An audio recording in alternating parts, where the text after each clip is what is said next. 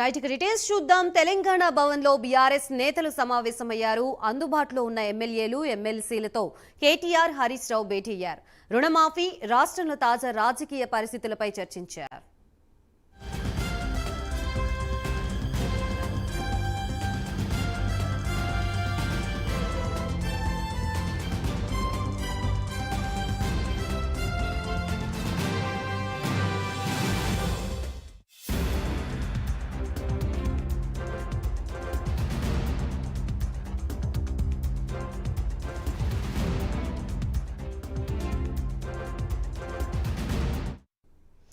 తెలంగాణ భవన్లో బీఆర్ఎస్ నేతలు సమావేశమైనట్లుగా తెలుస్తుంది. ప్రస్తుతం ఇదే అంశానికి సంబంధించి మనకి పూర్తి అప్డేట్స్ ఇవ్వడానికి తెలంగాణ భవన్ నుంచి మా ప్రతినిధి చందు లైవ్ ద్వారా సిద్ధంగా ఉన్నారు. చందు, చెప్పండి, సడన్ గా ఈ బీఆర్ఎస్ నేతల సమావేశం యొక్క ముఖ్య ఉద్దేశం ఏంటి? ఏ అంశాలపై చర్చించే అవకాశం ఉంది? గాయత్రి, బీఆర్ఎస్ పార్టీ ఉద్యమ బాట పట్టాలని కూడా భావిస్తోంది. అందులో భాగంగానే రుణమాఫీపై కార్యాచరణ చేపట్టేందుకు కూడా ఈరోజు తెలంగాణ భవన్లో కేటీఆర్, హరీష్ రావు ఆధ్వర్యంలో అందుబాటులో ఉన్నటువంటి ఎమ్మెల్యేలు ఎమ్మెల్సీలతో సమావేశం నిర్వహిస్తున్నారు. ముఖ్యంగా రైతు రుణమాఫీ పూర్తి స్థాయిలో కాలేదు అన్నది బీఆర్ఎస్ పార్టీ వాదన. కొద్దిసేపటి క్రితమే హరీష్ రావు ప్రెస్ మీట్లో మాట్లాడుతూ 22 లక్షల రైతులకు మాత్రమే రుణమాఫీ చేశారు.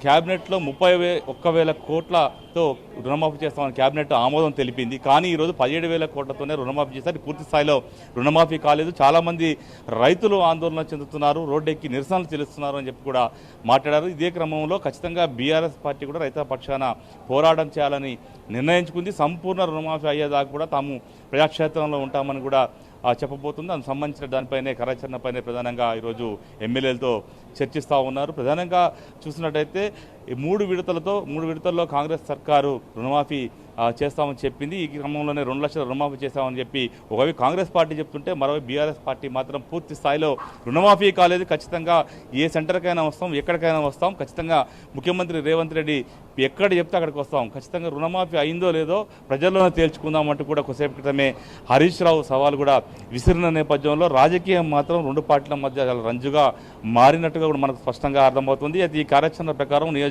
అన్ని నియోజకవర్గాల్లో బీఆర్ఎస్ పార్టీకి సంబంధించినటువంటి నేతలంతా కూడా క్షేత్రస్థాయిలోకి వెళ్తారు. వెళ్ళి ఎవరెవరికి రుణమాఫీ అయింది, ఎవరెవరికి రుణమాఫీ కాలేదు, అసలు ఎందుకు కాలేదు అనేటువంటి అన్ని అంశాలన్నీ కూడా తెలుసుకునేటువంటి ప్రయత్నం చేసిన తర్వాత ఏ రకంగా ప్రభుత్వంపై ఒత్తిడి తేవాలనే దానిపైన ప్రధానంగా ఈరోజు సమావేశంలో చర్చిస్తున్నట్టు కూడా మనకు తెలుస్తూ ఉంది. ఖచ్చితంగా ఇప్పటికే రాష్ట్ర వ్యాప్తంగా కూడా బీఆర్ఎస్ పార్టీకి సంబంధించినటువంటి ఎమ్మెల్యేలు కావచ్చు, మాజీ ఎమ్మెల్యేలు, ఇతర నాయకులంతా కూడా రైతులతో కలిసి రోడ్లెక్కి ఆందోళన చేస్తున్న క్రమంలో ఈ ఉద్యమాన్ని ఉధృతం చేయాలని కూడా బీఆర్ఎస్ పార్టీ భావిస్తూ ఉంది.